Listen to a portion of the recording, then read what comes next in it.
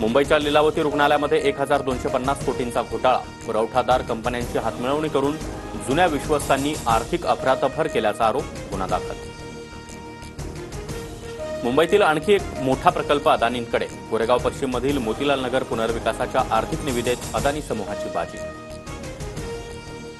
मुंबईत 11 मार्च यंदाचा सर्वात उष्ण दिवस. सांताक्रूजमध्ये 39°C तापमानाची नोंद. उष्णतेच्या लाटेचा इशारा दिल्यानंतर मंगळवारी मुंबई आणि परिसरातील तापमानात अचानक वाढ. नवी मुंबईतील बाजारात आवक वाढल्यानं हापूस आंब्याच्या दरामध्ये घसरण. हापूसच्या प्रतिपेटीचा दर 500 ते 1000 रुपयांनी कमी.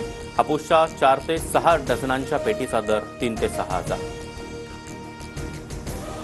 भंडाऱ्याच्या सुकळीमध्ये पाणीपुरी खाल्ल्यानं 30 जणांना विषबाधा. सर्वांची प्रकृती स्थिर असल्याची माहिती.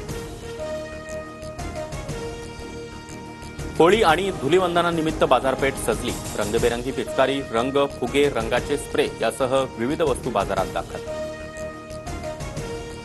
पुण्यातील सिंहगड संस्थेला महानगरपालिकेचा दणका. 345 कोटींची थकबाकी थकवल्यानं एरंडवणे, कोंढवा, वडगावमधील मिळकतीची कार्यालय सील. नोटिशीनंतरही थकबाकी ठेवल्यानं कारवाईचा बडगा.